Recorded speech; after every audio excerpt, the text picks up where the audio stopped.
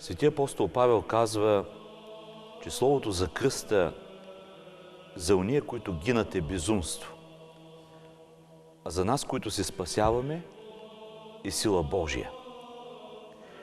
В действителност, онези, които нямат нищо общо с християнството или пък си казват какво означава един кръст, защо трябва да му се покланяме, защо трябва да го носим, защо трябва да го почитаме. Нима не е безумство това да очакваме от едно кръстно знамение да ни дава сила, да има чудотворност, да го прославяме.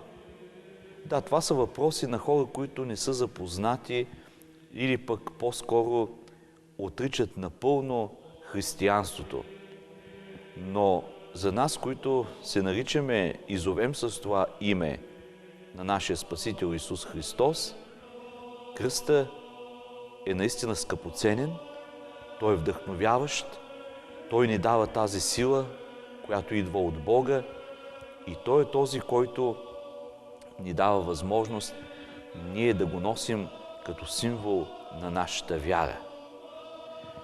Ето защо църквата е решила в третата седмица на Великия пост да изкарва кръста за поклонение, за да ни напомня на къде ние сме тръгнали, какво ще преживеем в следващите седмици и отново да дойдем така на себе си и да разберем, че преди да честваме Възкресението Христово, ние трябва да минем и през страданията Христови, да минем и през Страстната седмица и да се преживеем всичко онова, което се случи на Голгота.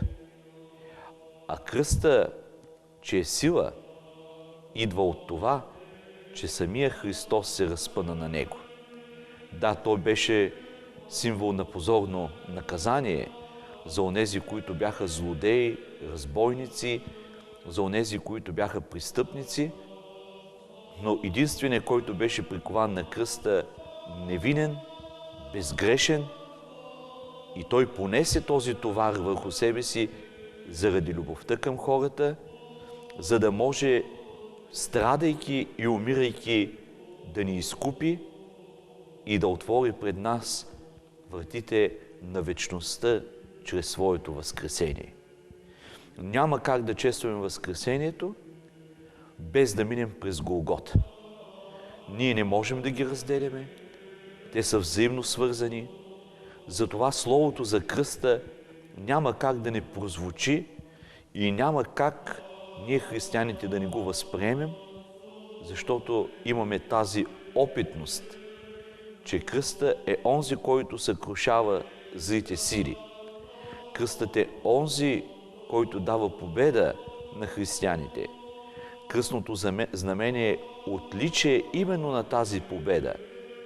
И тогава, когато ние се прекланяме пред Него, ние се прекланяме пред тази жертва, която сам Христос принесе себе си за всички хора, за изкупление на нашите грехове. Прекланянето пред кръста е знак на тази сила, която има Божията любов спрямо нас, човеците.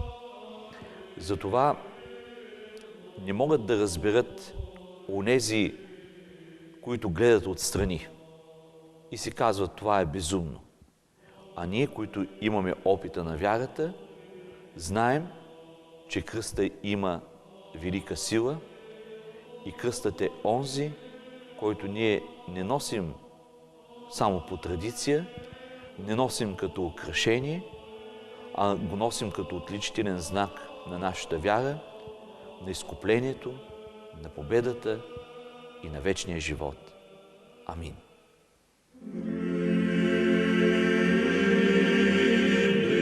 Поклоним се